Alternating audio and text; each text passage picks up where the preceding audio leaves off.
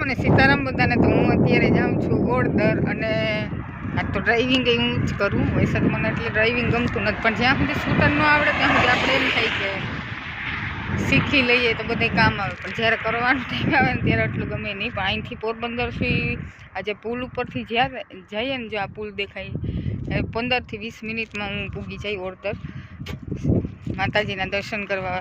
કેદુનું જવું કરતી હતી, વૈસે ઓલા નોરતાના દિવસનું જવું કરતી હતી. આજ મને 15 જ મિનિટમાં થયું કે ચાલો જઈ આવું, દર્શન કરી આવું. તો જો આ પુલનો લુક છે પાછળનો, અને અહીંયા બહુ ઓછા વાહનો પણ હોય. અહીંયા પણ રાતના માણસો આ પુલ ઉપર બેસવા આવે, ઉનાળો છે એટલે.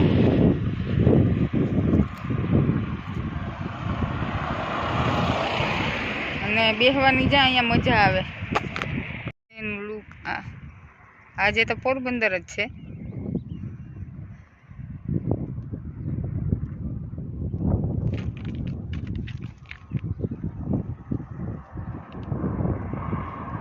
નીકળીએ, લેટ્સ ગો. હવે ઓળદર જઈ અને કરીએ મંદિરના દર્શન. મળીએ મંદિરમાં. જ્યાં અહીંયા સિકોતર માતાજીના મંદિરે મોટી એવી જગ્યા છે.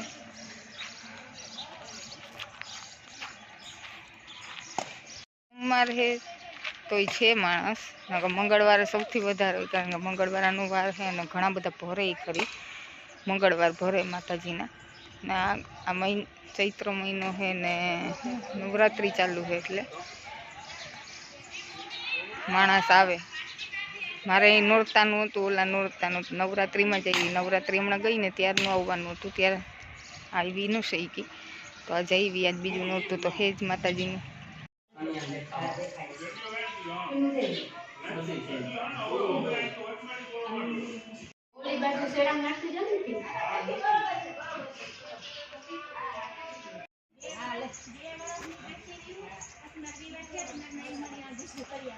પંદર મિનિટમાં જ પૂગી ગઈ પોરબંદરથી અહીંયા. રસ્તો એવો છે કે ખાઈએ પૂગી જઈએ. આ પુલનો જે રસ્તો છે એ ક્યાંય કંઈ અટકે જ નહીં, હાંકવાની મજા આવે. જવાનો રસ્તો અલગ છે ને આવવાવાળાનો રસ્તો અલગ છે, એટલે કંઈ એટલું જવું જ ન પડે, એટલે ખાઈએ પૂગી જઈએ.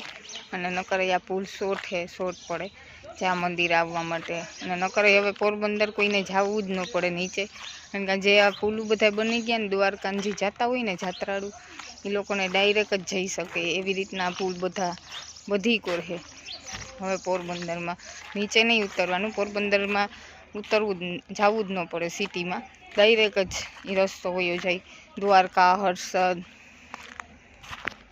તો ચાલો હવે હું જાઉં છું ઘરે. મંદિરે મેં કરી લીધા દર્શન. નવરાત્રિનું આવું કરતી હતી, અને નવરાત્રિમાં જ હું આવી. ચૈત્ર મહિનાનું આજ બીજું નોરતું છે અને માતાજીના દર્શન થઈ ગયા. મારા માઇન્ડમાં 15 મિનિટમાં આવ્યું કે ચાલો આજે જાવું, તો હું 15 જ મિનિટમાં તૈયાર થઈ અને નીકળી ગઈ. માતાજીનો બોલાવો જ હતો, અને ભગવાન છે ને એ ભાવના ભૂખ્યા છે.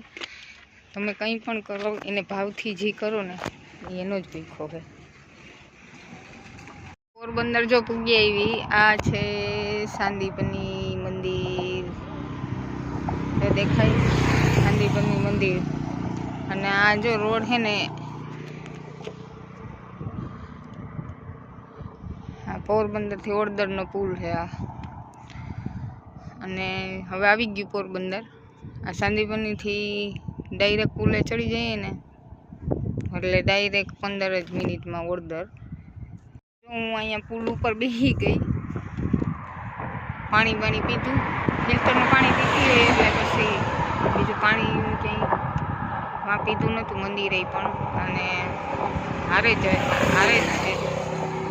અહીંયા વાહન ઓછા નીકળે પુલ ઉપર, અને અહીંયા બેસવાની પણ મજા આવે છે. અટાણે ઠંડક લાગે, કારણ કે ઉનાળો છે ને અહીંયા થોડોક વાતાવરણમાં મને ફેર લાગે. સિટીમાં કરીએ ને તો ગરમી બહુ થાય, કારણ કે ત્યાં બધું ભેગું હોય. અને અહીંયા અત્યારે જો ઠંડક વરે, કારણ કે અહીં ખેતર હોય પાસે છે, પાછું જો અહીંયા પાણી પાસે, એટલે અહીંયા ઠંડક મહેસૂસ થઈ. ઘણા બધા લોકો અહીંયા રાતના બેહવા આવે આ પુલ ઉપર, ફેમિલી આવે અને ઘણા બધા છોકરાઓ પણ આ રાતના પુલ ઉપર અહીંયા બેહવા આવે, ટાઈમ પાસ કરે 12 વાગ્યા સુધી, મજા આવે. આ તો હું તો નીકળી એટલે અહીંયા ઊભી, હું તો પાણી પીવા ઊભી હતી અને મેં આ લુક બહુ મસ્ત છે અહીંનો એટલે મેં ઉતાર્યું એટલે વિડીયામાં. સૂર્ય હાથ મેં એ અહીંથી હાવ ચોખ્ખો સૂર્ય દેખાય હાથ મેં. આવી રીતના જો પુલ ઉપર હોય ને એ આ સૂર્ય જ્યારે ઉગે ત્યારે પણ બહુ મસ્ત દેખાય અને હાથમાં ત્યારે પણ બહુ આવી રીતના ઉપરથી હોય ને એ બહુ મસ્ત દેખાય. એમ આપણે સિટીમાં કદાચ આ જોઈ ન શકીએ આ નજારો, પણ આ અહીંયા મસ્ત જો આ અત્યારે આખો મસ્ત ચોખ્ખો સૂર્ય દેખાય હાથમાં.